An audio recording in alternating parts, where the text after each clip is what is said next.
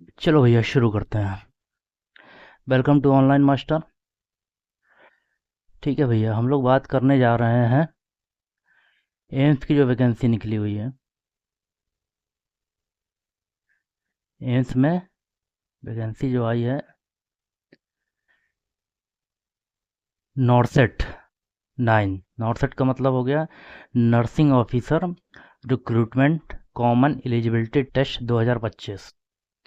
इसके बारे में हम लोग विस्तार पूर्वक बात करेंगे। एम्स तो सभी लोग जानते हैं, इसको बारे में बताने की ज़रूरत नहीं है। ऑल ओवर इंडिया के एम्स की वैकेंसी है ये। कुल पदों की संख्या 3500। ऑफिशियल वेबसाइट है rrp.aimsexams.ac.in। ठीक। 22 जुलाई 2025 से फॉर्म चालू हो गए हैं और 11 अगस्त 2025 फॉर्म भरने की लास्ट डेट है शाम 5 बजे तक। नहीं, 5 बजे के बाद पोर्टल बंद हो जाएगा फॉर्म भरने वाला। एज जो कैलकुलेट होगी फॉर्म की लास्ट डेट को, यानी कि 11 अगस्त को कैलकुलेट होगी। न्यूनतम आयु 18 वर्ष और अधिकतम आयु 30 वर्ष। ठीक। और जिनकी 30 वर्ष पूरी हो गई है और रिजर्व कैटेगरी में आते हैं उनको आयु में छूट मिलेगी कैटेगरी अनुसार। कितनी छूट मिलेगी इसके बारे में हम वीडियो में आगे ऑफिशियल नोटिफिकेशन में बात करेंगे कि किस वर्ग को कितनी छूट मिलती है। इससे पहले एक विशेष जानकारी की बात कर लें। अगर जिनको भी फॉर्म भरने में समस्या आ रही है वो घर बैठे सभी फॉर्म ऑनलाइन मास्टर के थ्रू भी फिलअप करवा सकते हैं। ये हमारा व्हाट्सअप नंबर है 847 और 342। स्क्रीन शॉट ले लें। अगर फॉर्म भरवाना हो तो व्हाट्सअप मैसेज ड्रॉप कर दें, समय मिलने पर आपको कॉल बैक कर ली जाएगी। चलिए आगे बढ़ते हैं। अप्लीकेशन फ़ीस की बात कर लें तो जनरल ओबीसी के लिए 3000 रुपये, SC ST EWS की 2400 और PH कैंडिडेट की कोई फीस नहीं है। एलिजिबिलिटी की बात करते हैं। BSc नर्सिंग होना चाहिए या डिप्लोमा भी चलेगा GNM में। लेकिन देखिए क्या अंतर क्या है योग्यता में। देखिए अगर BSc नर्सिंग है तो रजिस्टर्ड होना चाहिए स्टेट या इंडियन काउंसिल में किसी में भी, लेकिन एक्सपीरियंस ना हो तो भी चलेगा। लेकिन अगर डिप्लोमा है तो 2 साल का एक्सपीरियंस मांगा गया है 50 बेड के हॉस्पिटल में। साथ साथ रजिस्टर्ड होना चाहिए, registered as a nursery midwife in state और नर्सिंग काउंसिल। ठीक। अब इसके बाद हम लोग चलते हैं ऑफिशियल नोटिफिकेशन में। वहाँ पे हम लोग विस्तार पूर्वक बात करेंगे एक एक चीज़ के बारे में। ठीक। ये देखिए, ये यहाँ से आपका पोर्टल है, यहाँ से आपका फॉर्म फिलअप होगा। एम्स का पोर्टल है। ठीक।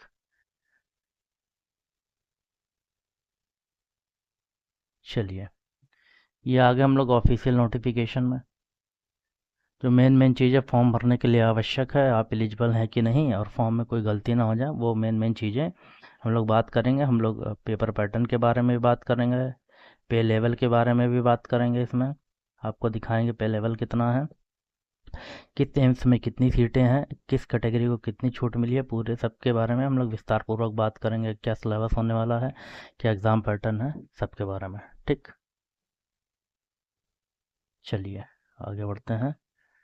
देखिए नोटिस नंबर है 268/225 और 22 जुलाई को ये नोटिस जारी हुआ है।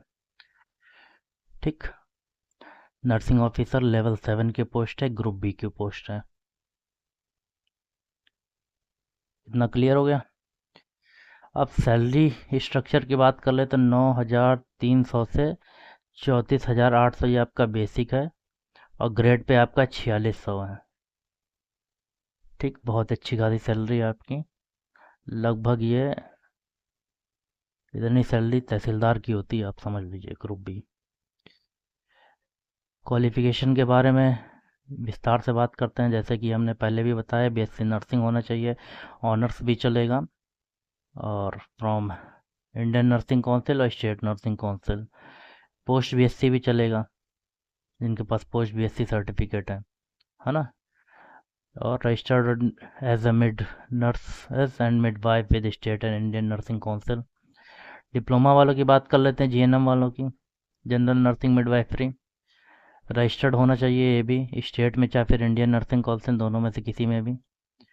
साथ ही साथ 2 इयर्स का एक्सपीरियंस होना चाहिए, मिनिमम 50 बेड के हॉस्पिटल में।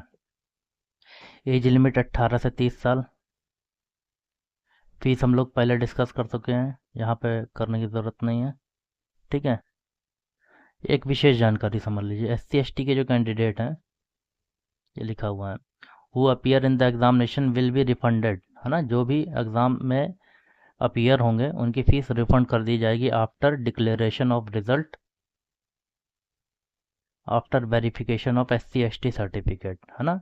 यानी कि SC ST वालों की फ़ीस रिफ़ंड हो जाएगी, वापस हो जाएगी रिज़ल्ट के बाद। एग्ज़ाम डेट की बात कर लेते हैं। देखिए, 2 स्टेज में एग्ज़ाम है, स्टेज 1 और स्टेज 2, है ना। प्री एग्ज़ाम है 14 सितंबर को, और फिर उसी के कुछ दिन बाद 27 सितंबर को मेंस है। दोनों एग्ज़ाम संडे को पड़ रहे हैं 2025 में, यानी इसी सितंबर की बात हो रही है। देखिए, वेबसाइट दी हुई है www.aimsexams.ac.in। यहाँ पे आपको नोटिफिकेशन मिल जाएगा और यहीं से आपका फॉर्म फिलअप होगा। नोटिफिकेशन आप ऑनलाइन मास्टर के टेलीग्राम ग्रुप से भी डाउनलोड कर सकते हैं, हम लिंक डिस्क्रिप्शन में दे देंगे। 5 बजे तक ही फॉर्म फिलअप होंगे 11 अगस्त। अगर देखिए 11 अगस्त से दिया है तो आप अपने फॉर्म लगभग 9 अगस्त तक कंप्लीट कर लीजिए। आखिरी में साइट बिजी हो जाएगी, सर्वर बिजी हो जाएगा और फॉर्म आपका सबमिट नहीं हो पाएगा। ये एक्सपीरियंस से हम आपको बताते हैं। Reason for rejection status of application, यानी फॉर्म में अगर आप कुछ भी फॉल्स इन्फॉर्मेशन देते हैं, सही से डॉक्यूमेंट अपलोड नहीं करते हैं, तो मे भी आपका फॉर्म रिजेक्ट किया जा सकता है। रिजर्वेशन कैटेगरी, मान लीजिए आपने दूसरी कैटेगरी से भर दिया, मान लीजिए आप जनरल कैटेगरी के हैं और EWS कैटेगरी से भर दिया, तो भी आपका फॉर्म रिजेक्ट किया जा सकता है अगर आप सर्टिफिकेट वो प्रोवाइड ना कर पाएँ, ऐसा इसमें लिखा हुआ है। ठीक। तो आप जिस कैटेगरी के हों, सर्टिफिकेट हो, तभी आप उस कैटेगरी का फॉर्म फिलअप करें।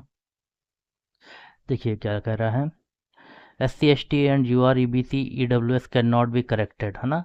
ये जानकारी SC ST जो कास्ट की जो जानकारी है, can not be corrected once registration fees are submitted. एक बार अगर फीस सबमिट हो गई तो आप अपनी कैटेगरी नहीं चेंज कर सकते हैं। ठीक। और कैंडिडेचर यानी अभ्यर्थन विल बी कैंसिल्ड, और आपका अभ्यर्थन कैंसिल हो सकता है केस फाउंड इनकरेक्ट इन्फॉर्मेशन, अगर आपने कोई गलत सूचना दी है तो। ठीक है, तो आपका अभ्यर्थन निरस्त किया जा सकता है। आगे बढ़ते हैं। फ़ोटो बहुत अच्छे से अपलोड करनी है, सिग्नेचर अपलोड करनी है, और थंब इम्प्रेशन, मतलब अंगूठा भी आपका, अंगूठे का जो निशान है आप अपलोड होगा। ठीक। वैसा ही जैसे कि स्टाम्प पैड, या जैसे नहीं लोग स्केच पेन से अंगूठा रंग कलर कर लेते हैं और वाइट कागज़ पे लगा के, इस तरह से आपका अंगूठा अपलोड हो जाएगा। ठीक। आगे बढ़ते हैं। NOC के बारे में बात कर लेते हैं। भाई NOC आपको देना पड़ेगा। किनको देना पड़ेगा?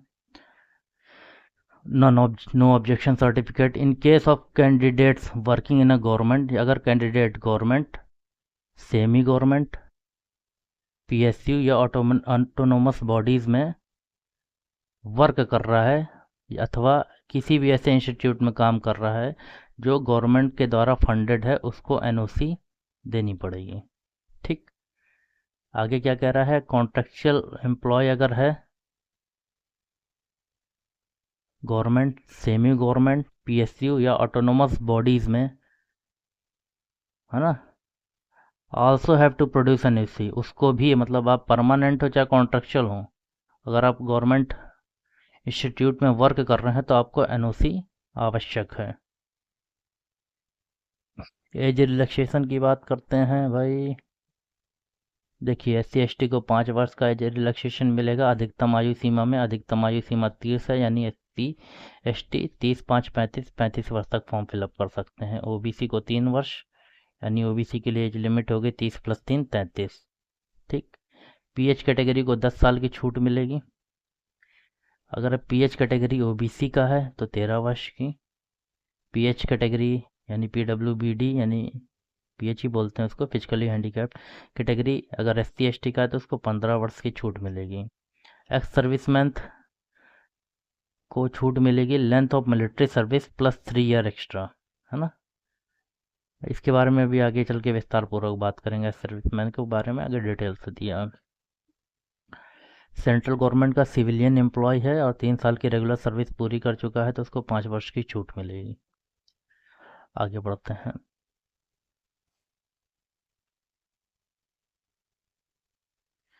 आगे हम लोग पेपर पैटर्न के भी बारे में बात करेंगे। देखिए ये क्या गया, 2 सक्सेसिव स्टेज, 2 स्टेज में एग्ज़ाम होगा। प्री होगा आपका, प्री जो है क्वालिफाइंग नेचर का, यानी ये मेरिट में काउंट नहीं होगा। प्री के जो मार्क्स है सिर्फ आपको क्वालिफाई करने होंगे। अपीयर इन, इसी के आधार पर अपीयर इन स्टेज 2 है ना। प्री में अगर आप क्वालिफाई हो गए तो उसी के आधार पर आप इसको स्टेज 2 में बैठाला जाएगा। और will not be used for deciding merit rank, है ना। यानी यही बोल रहा है कि प्री के जो नंबर हैं वो मेरिट लिस्ट में काउंट नहीं होंगे। प्री जो होगा 90 मिनट का होगा, 100 क्वेश्चन होंगे, 100 नंबर के। इसमें से 20 क्वेश्चन होंगे जनरल नॉलेज के और एप्टीट्यूड के, और 80 क्वेश्चन होंगे आपके सिलेबस ऑफ नर्सिंग से, है ना। 1/3 की माइनस मार्किंग होगी। 5 सेक्शन होंगे, प्रत्येक सेक्शन के लिए 18 मिनट मिलेगा, 18×5 = 90 मिनट टोटल। ठीक। और हर सेक्शन में 20 क्वेश्चन होंगे। आगे क्या कह रहा है कि पेपर समझ लीजिए किस तरीके से होगा, यानी आपका ऑनलाइन ही होगा। देयर विल बी सीक्वेंस होगा एक इन ईच सेक्शन में, ठीक है। इनेबल टू व्यू और आंसर। अगर देखिए मान लीजिए set of duration and next section will be automatically activated. मान लीजिए आप पहला सेक्शन अटेम्प्ट कर रहे हैं और आपके 18 मिनट कंप्लीट हो गए तो अगला जो सेक्शन होगा वो ऑटोमेटिक स्टार्ट हो जाएगा, चाहे आपने पूरे क्वेश्चन टच कर पाए हो चाहे ना टच कर पाए हो। ठीक। आगे बढ़ते हैं। आगे कह रहा है स्टेज 2 के बारे में। Stage 2 equal to timing 5 times, है ना। 5 गुना बच्चे स्टेज 2 में बुलाए जाएंगे टोटल सीट के, जितनी भी टोटल सीट है। टोटल सीट 3500 है ना, कैटेगरी वाइज। ठीक। Be called for stage 2। 180 minute यानी 2 घंटे का पेपर होगा। 180 मिनट में 160 क्वेश्चन करने होंगे आपको। Subject covering the entire syllabus of nursing courses, है ना। पूरा नर्सिंग कोर्स का सिलेबस कवर होगा। इसमें भी 1/3 की माइनस मार्किंग होगी और 4 सेक्शन होंगे 45-45 मिनट के। 45 को 180 मिनट। ठीक। आगे बढ़ते हैं। आगे सीट आएगी आपकी। हाँ, एक्स सर्विसमैन के बारे में बात कर लेते हैं। एक्स सर्विसमैन अगर जनरल है तो 3 साल की छूट। एक्स सर्विसमैन अगर ओबीसी का है तो length of military service plus 6 year की छूट। और एक्स सर्विसमैन SC ST का है तो length of military service plus 8 साल की छूट मिलेगी। ठीक। अब देखिए ये आपकी वैकेंसी दी है कि किस एम्स में कितनी वैकेंसी है और किस कैटेगरी की कितनी वैकेंसी है। तो देखिए 1412 पोस्ट हैं जनरल की, यूआर कैटेगरी की। 984 पोस्ट हैं ओबीसी की और 522 हैं एससी की और 239 हैं एसटी की और 343 हैं ईडब्ल्यूएस की। टोटल पोस्ट है 3500। ठीक। यहाँ से आपका लगभग जहाँ सारी चीज़ें जो ज़रूरी थी वो बता दी गई हैं। अगर आपको घर बैठे जीरो मिस्टेक के साथ फॉर्म फिलअप करवाना हो तो आप ऑनलाइन मास्टर के साथ संपर्क कर सकते हैं। ये हमारा व्हाट्सअप नंबर है 847 और 342।